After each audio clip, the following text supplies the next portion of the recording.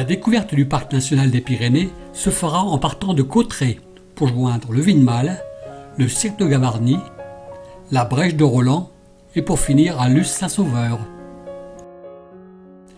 Pour atteindre le massif du Vinmal en partant de Cauterets, nous longerons le torrent le Gave de Cauterets.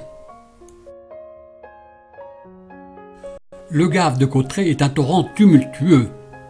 Le chemin suit le torrent qui, en cette période de dégel, s'en donne à cœur joie. Les cascades rocheuses nous accompagnent de leur vacarme assourdissant. Le pont d'Espagne doit son nom au fait qu'il se trouvait il y a quelques siècles sur le passage d'un chemin muletier vers l'Espagne.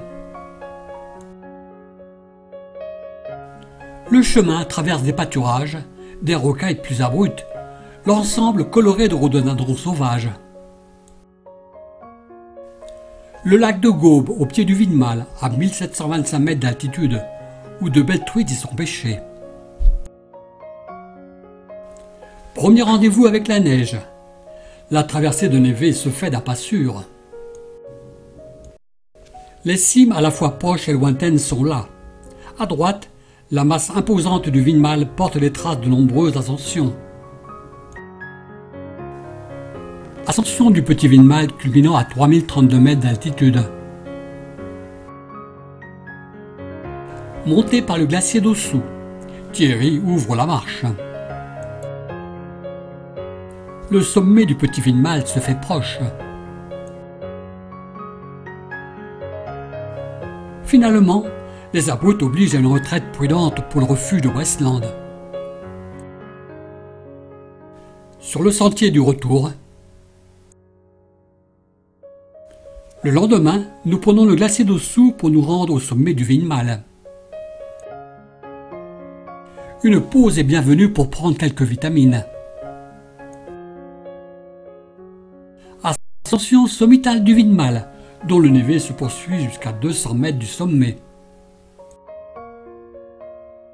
Le Vinmal est le plus haut sommet du massif des Pyrénées, 3298 mètres. La vue est magnifique. La descente ne se fait pas attendre.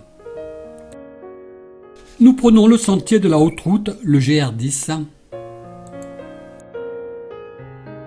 Rencontre d'une belle cascade.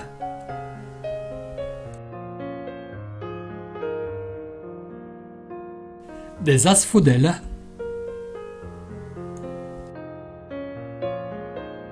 Des gentianes de printemps.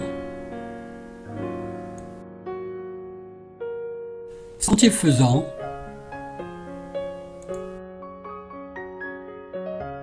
Nous longeons ces massifs pour rejoindre le cirque de Gavarnie.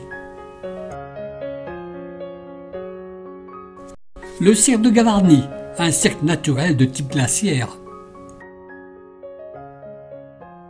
Grandiose, comment qualifier autrement le cirque de Gavarnie? Merveilleux et impressionnant cirque de Gavarnie, au pied des falaises vertigineuses et de la grande cascade. Sa plus haute chute est de 423 mètres de hauteur. Magnifique spectacle avec la neige sur les sommets, qui rajoute de la magie au décor. Au fond, à gauche, le col des Saradets, à 2589 mètres d'altitude. Nous partons pour la Brèche de Roland en longeant le massif des Saradets.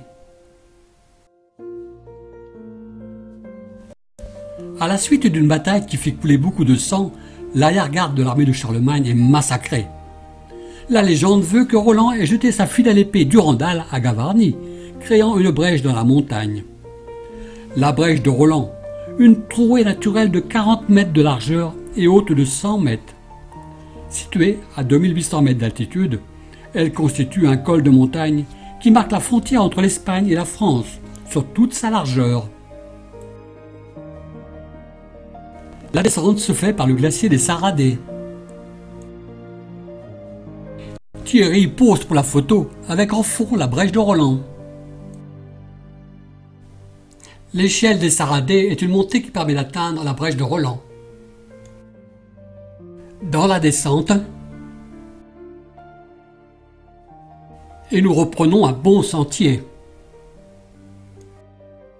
tantôt à l'abri du dévers de ces montagnes.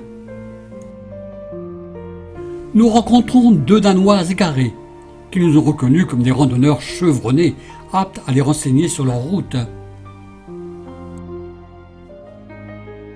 Des trolls d'Europe, de la famille des renoncules. Des mauves naines à 5 pétales rouges. Le massif de la Hourquette d'Allan, à 2360 mètres d'altitude. Sur le sentier, rejoint par nos 2 Danoises, le lac des Gloriettes.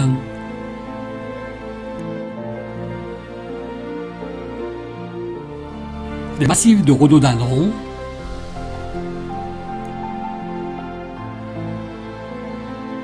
Des primes verts.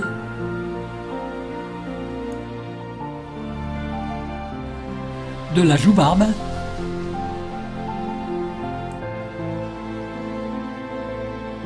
Des narcisses.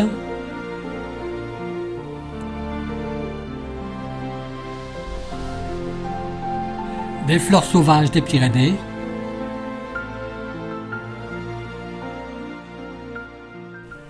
Et un orchis des Pyrénées. Fin de notre randonnée.